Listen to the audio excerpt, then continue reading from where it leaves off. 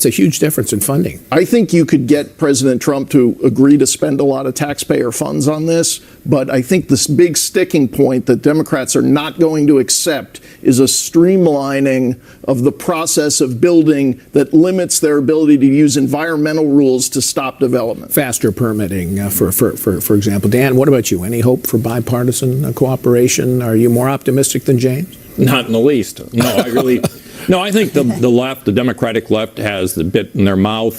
They think that they are running the party now and that they are going to be running Nancy Pelosi's Congress as well. And I think they are so determined to take down President Trump that they're not there. I think a lot of these new members don't think they are there to get things done. They're there to take down the president. There are moderate Democrats who ran from states like New Jersey, Michigan, who perhaps are going to be uncomfortable with a strategy like that and may try to push for legislation. And it's going to be a real challenge for Nancy Pelosi, I think, to manage the two sides of her party. Kate, briefly, drug price controls, both the president and the Democrats seem to want that. Is there a chance that they'll go ahead with that? Yeah, I mean, Paul, you mentioned bipartisan cooperation, but that frightens me a little bit because I think the main area is price controls on drugs, and I think that would be terrible for U.S. innovation. So let's hope they don't agree too much. All right. Still ahead from the Pelosi Congress to the emerging 2020 presidential field. Karl Rove joins us with a preview of the Democratic playbook in 2019 and how the White House should respond.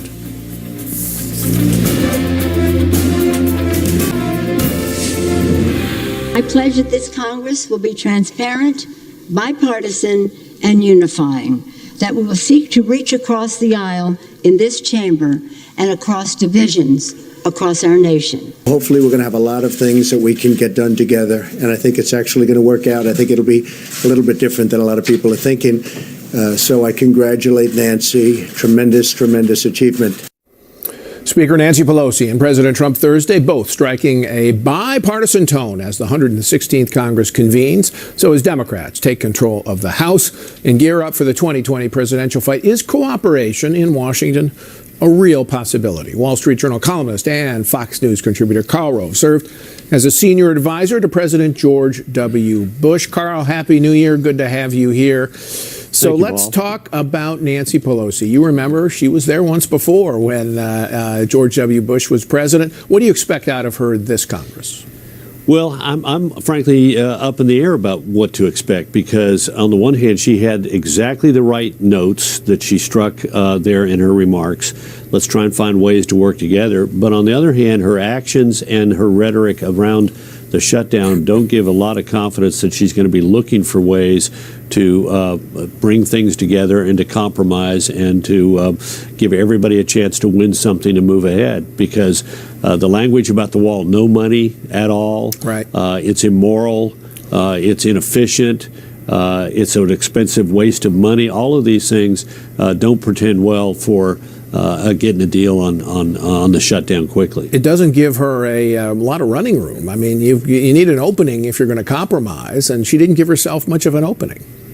Well, I'm not certain that she has been in a different position earlier. I think one of the problems with this was the president, well-intentioned, had a session in the Oval Office in mid-December with Schumer and Pelosi, in which everybody sort of got locked into their positions. She had a lot of difficulty inside the Democratic caucus.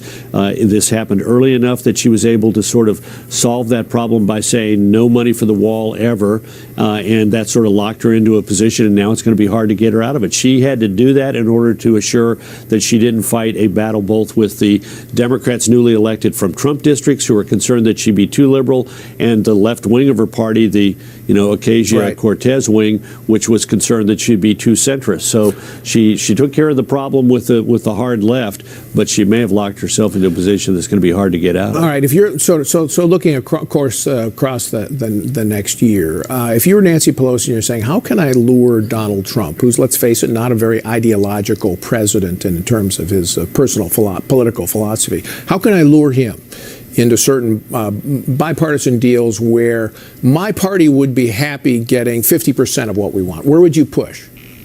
Well, I'd push, James Freeman talked about immigration reform. If I were the Democrats, I'd be saying, look, let's give him money for the wall.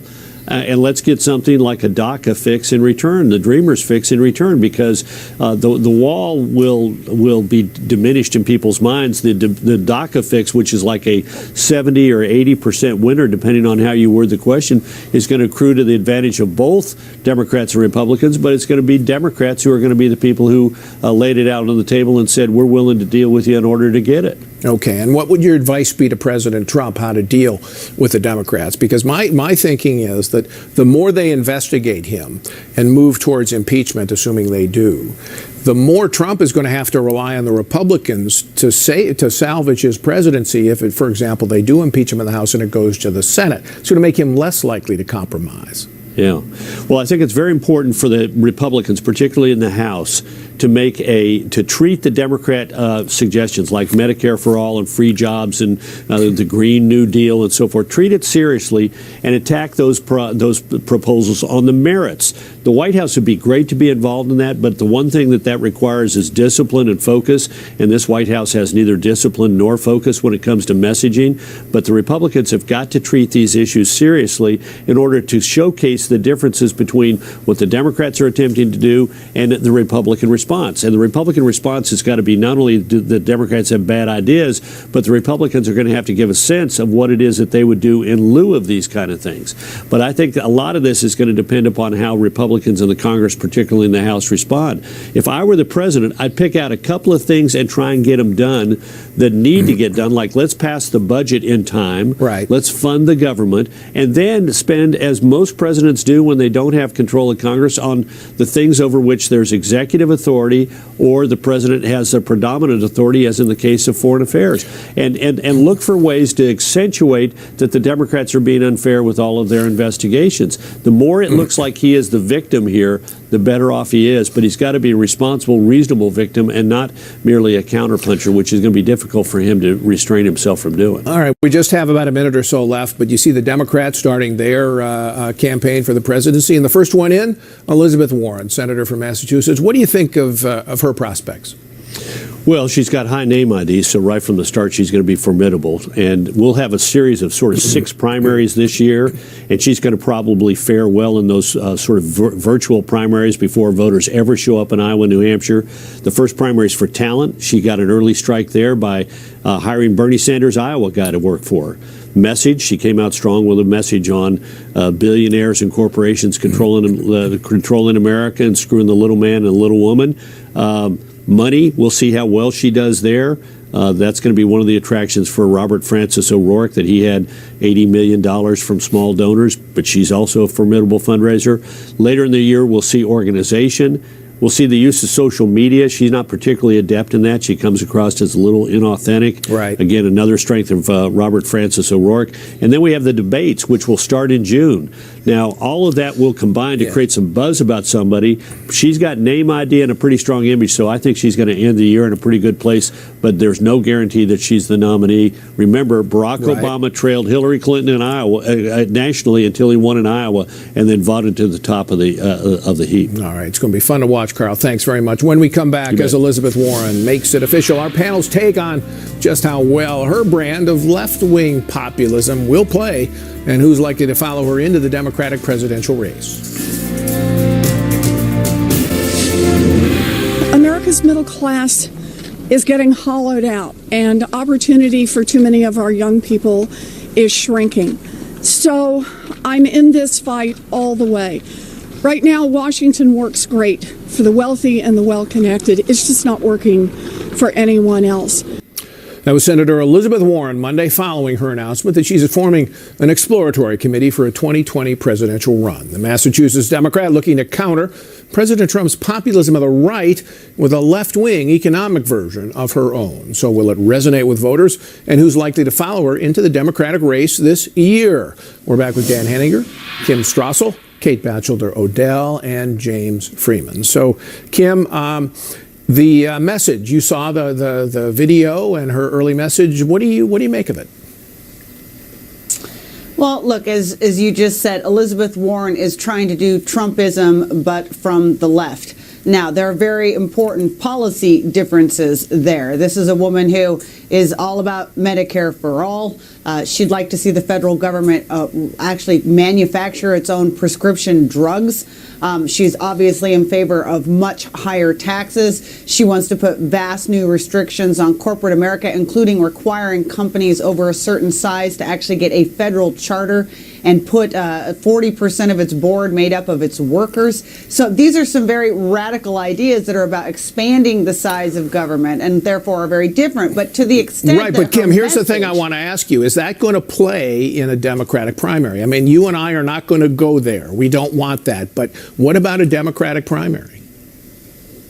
Well, yeah, absolutely, because this is a party where the ascendant wing of it is a progressive left, and these are all their ideas. This is what she is the person that they have been waiting for, along with maybe a Bernie Sanders, and they are the part of the party that wields a lot of clout these days. Kate, talk about her strengths as a candidate. Is it message? Is it money? Is it intellect? What are the strengths that she brings? Well, I think the strengths are that she is very interested in public policy. I think that she actually has developed a pretty serious set of proposals that, while we don't agree with, offer a competing vision to what Republicans want to do. I mean, the biggest risk here, though, is I know it's obviously not a strength, but I encourage all of the viewers to go watch that video of her drinking a beer in her house, because it's just really revealing of what a bad retail politician she is. I mean, she gets a Michelob Ultra out of the fridge and offers one to her husband, who sort of looks at her like, why would we do this? And it really is revealing that she's not good on the stump and not good at connecting people one-on-one, even though I think she has a pretty bright policy mind. Okay, but here's the thing, Dan. This proposal, I mean, Medicare for all, a lot of them are for. Abolish ICE, a lot of them are for. Green New Deal, a lot of them are for. But the thing where she stands out right now is her proposal to reorganize American capitalism. Most big companies are chartered at the state level, like Delaware in particular, which offers a lot of maximum freedom. And the main thing that CEOs are responsible for is to the owners. Okay, the shareholders, the people who gave them the capital, all right? She wants to make those CEOs accountable not to shareholders predominantly, but to what she calls stakeholders, who would be employees, for example, who would be community people, who would be customers, so a much broader universe of people, including a lot of political restrictions on what they could do. Yeah, she calls it the Accountable Capitalism Act, and in addition to the federal charter, she wants to put 40% of employees on the corporate board, restrictions on corporate campaign contributions. This is an idea, as Kim was suggesting, of the progressive left, and it probably is an idea that kind of has some resonance with younger people, college students, who actually haven't worked yet in the private sector, in companies that have to function day after day. Elizabeth Warren's suggestion here, her expectation is that there are enough people dissatisfied with the capitalist system in the United States that they would consider her candidacy seriously, which is a little difficult to do at the moment when the American capitalist system seems to be booming. Why would you give money to a corporation, invest in a corporation where you are not going to be, the CEOs are going to be accountable to everybody else except for you? Yeah, I think Dan has hit the big problem with her candidacy. Well, the second biggest problem. We'll get to the first in a minute. This issue where you see in that clip, she sounds a lot like some Republicans, like Marco Rubio, who developed a plan for how you deal with the slow growth Obama economy. And they're describing an economy that really doesn't exist. Thank goodness at the moment. Things may change, but they're basically giving a 2016 message. Her biggest problem, though, I think, is that her play for identity politics, her bogus claim of Native American status, I think in a Democratic primary is a mortal wound, because to endorse her, that party would have to say identity politics, which we have put so much stock in, is just really a fraud and a joke and a political tool used when appropriate for our purposes, but ignored when it's not useful to us. You disagree with that, though. You think that that might help her attempt to say, "See, I'm also a Native American." Well, not necessarily. I mean, identity politics matters a lot on the left now. Like, her biggest problem is her message is basically negative. It's a downer. It's a pessimistic message. Most presidential candidates have to find a way to appeal to your better angels. Barack Obama was very good at that, even as he attacked the wealthy. She doesn't seem to have that skill. Okay, thank you all. Still ahead, trade tensions with China casting a cloud over the economy as we begin the new year. So as talks with Beijing resume next week, is a deal on the horizon?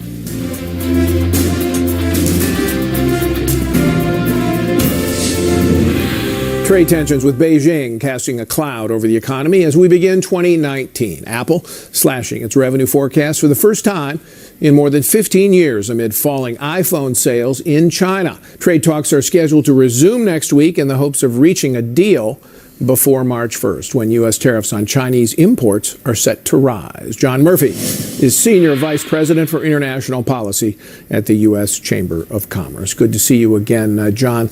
Let's talk about first the Apple announcement, the big blow-off on the stock market after it happened. What does this tell you about the risks for the U.S. economy from a Chinese slowdown? Well, it turns out the world economy is all connected. That major Imagine multinational, that, yeah. Who'd have thunk it? That major multinational companies are earning revenue all around the globe. If you look at the Fortune 100, about half of all their revenue comes from overseas. And China has been one of the fastest growing markets for many of these companies. And it's not just Apple. It's a host of other companies that are seeing this softness. So in the transportation sector, in industrials like autos, there is this softness. Bank of America just this past week said that tariff and trade war effects have knocked 6% off of the share value of the S&P 500 in the past year. So the economy in the U.S. is strong.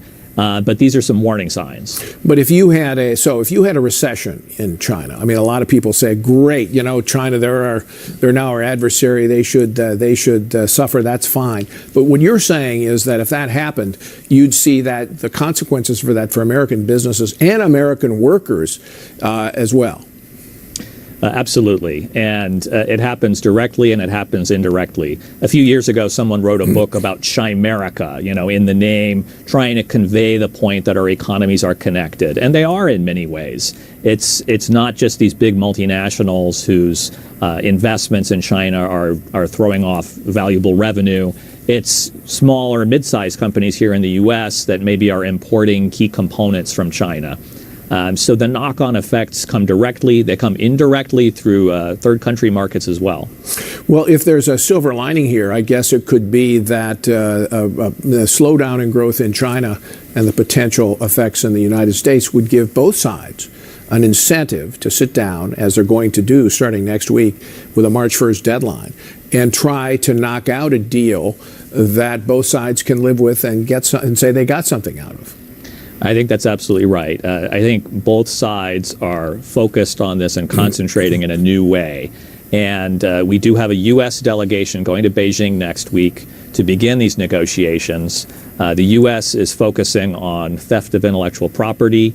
It's focused on industrial subsidies. China gives some pretty hefty subsidies to key sectors that it regards as important to the future of their economy, the so-called Made in China 2025 initiative. These things will be at the focus of these negotiations. The U.S. wants to see real, serious, enforceable commitments to cut those subsidies. And we may also see some discussion of new sales of U.S. goods, whether it's soybeans or jetliners or what have you. But the U.S. is certainly focused on those fundamental reforms. Yeah, but the old line, I mean, I've been covered this story for a long time, and the old thing, well, we'll buy, more soybeans, we'll buy more jet planes, we'll buy more of this or that. That I don't, more liquefied natural gas. That's all fine. There's nothing wrong with that. But that's not going to do it this time, in my estimation. I think that the U.S. wants more, and I think U.S. business wants more. What should we, what do your companies want to see from this negotiation? Yeah. So, Paul, you're absolutely right. That's not going to cut it. Bob Lighthizer, the U.S. trade rep, is focused very much on these fundamental reforms. I do think one of the challenges we're looking at right now is subsidies provided to these key sectors. They're provided by the Chinese central government, but also by provincial governments in China. The U.S. is looking for ways that those can be cut and in a verifiable, enforceable way, in addition to the intellectual property protections that I mentioned. So that's certainly where the focus is going to be. But I think you're going to see the Chinese are going to say, okay, fine, we'll do this, and they might even change legislation in some cases. For example, having to do with joint ventures, allowing more ownership by foreign companies than 50%, or IP theft. But it seems to me that enforcement is going to be the key, that we have to be able to say, here's how we can track you if you break the agreements, and then have some mechanism for retaliating. Yes, and this is exactly where people are trying to come up with creative new solutions. Now, the threat of tariffs is out there. But for us in the U.S. business community, at the end of the day, tariffs are a tax paid by Americans, by American consumers and businesses. So what can we do that isn't tariff-based? All right, quick question, because we don't have much time, but the new NAFTA, right now, does the administration have the votes to pass that in this Congress? Well, no. Nobody knows yet. And Democrats have been lining up in the Congress saying that they're going to be looking for more on the enforcement of labor provisions and possibly some other issues. But honestly, members of Congress are just starting to focus on this. We in the business community who support the agreement because we need that certainty of the access to our two most important export markets. I think we have a steep road to climb here, but we're going to be out there trying to explain to members of Congress just how important these markets are and how we need this continuity. All right, John Murphy, thank you very much. Still ahead, Wall Street's wild ride continues as fears of a global slowdown and a stronger than expected jobs report sends stocks swinging. What the market volatility signals about the U.S. economy in the new year.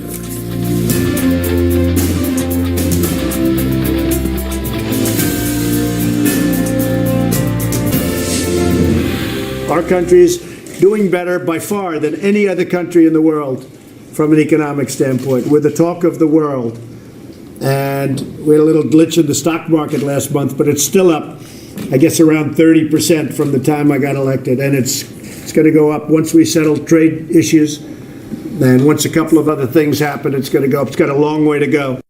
President Trump this week touting the strength of the American economy and downplaying recent swings in the stock market. U.S. employers dramatically stepped up hiring in December, adding a remarkable 312,000 new jobs, an encouraging end to 2018. So what can we expect in the new year? We're back with Dan Henninger, Kim Strassel, Kate Batchelor Odell, and James Freeman. So, Brother Freeman. Yes, sir. Opportunity for you to spike the football here with this jobs report. Big number. Well, it is kind of nice for those of us who urged a cut in the corporate tax rate and reduction in red tape from Washington for years and years to see the results that are, I think, beautiful, as the president might say. This wages up too. December job report, almost nothing in it you couldn't celebrate. Even the jobs. Tons of jobs, revisions to previous, meaning there were more jobs created than we thought earlier. Jobless rate went up to 3.9 from 3.7. That's okay. It's good because it's more people coming into the labor force. So you've now got more than 1 million people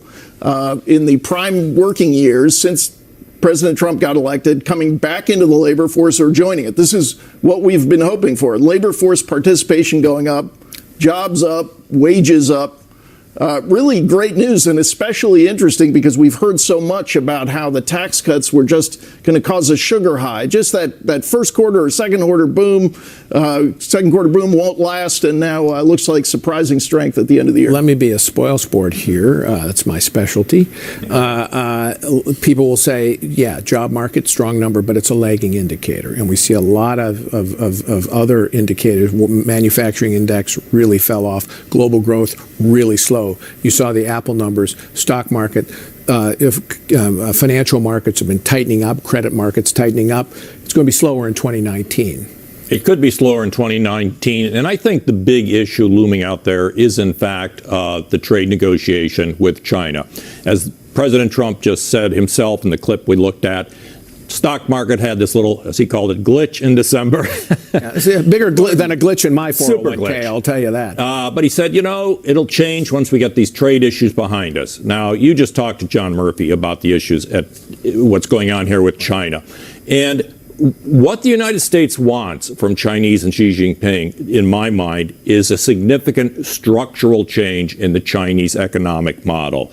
If you think that is going to happen by early March, which is the deadline President Trump has set after which he will impose tariffs if he doesn't get what he wants, then I think we're going into a long-term tariff regime, because you are really talking about a very long arduous trade negotiation with the Chinese government. But Kim, I think that if we go into that kind of a scenario where the U.S. slaps on 25% tariffs on $200–300 billion worth of Chinese goods as opposed to 10%, and then China retaliates, I think both economies are going to suffer enormously. I think there's a big incentive for them, at least both sides, to get the structure of a deal, even if implementation of everything will take some time. Well, yeah, of course. And as you were just talking about with the last interview, Mr. Murphy, these are interconnected economies. And there are some people, and you hear the president say it, unfortunately, at times, saying, look, their economy is hurting from this far more than ours is. That's a good thing. Well, actually, when their economy is hurt, their consumers aren't buying American goods, and everyone ends up worse off. So they've got to go in and understand. The president alluded this. He didn't use this word, but what's hanging over the stock market, what's really problematic in our economy is simply uncertainty. And trade is a big aspect of that uncertainty. The Fed, another one. But those are the things that if they could get settled and investors and corporations knew what was coming, then we would probably see that reflected in stock market and, again, in greater growth. Kate, anything we think may be pro-growth coming out of Congress this year that would help the economy? The short answer is no, Paul. I think, if anything, we're going to have to rely on a GOP Senate to stop House proposals that would damage growth in the economy. I'm talking about, more harassment on businesses, trying to stop the Trump deregulatory efforts, which the House is certainly going to try to do, maybe trying to raise the corporate tax rate, which, in addition to being higher, would add more uncertainty about whether that rate's going to stay. So hopefully there's a check on bad policies, but I don't think anything could be put in the pro-growth column at this point from Congress. And briefly, James, did the Federal Reserve make a mistake by raising rates in November? We had Chairman Powell saying Friday they're going to be cautious in moving ahead, which the market loved.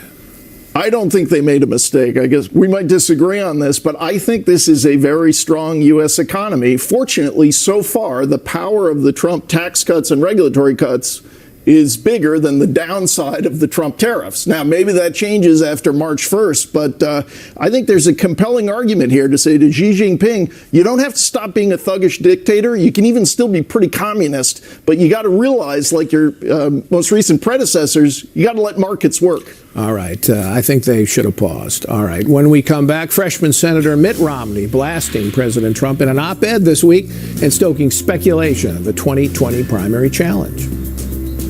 We'll have some differences, and I expect that each senator and each representative will express their own views as they think best.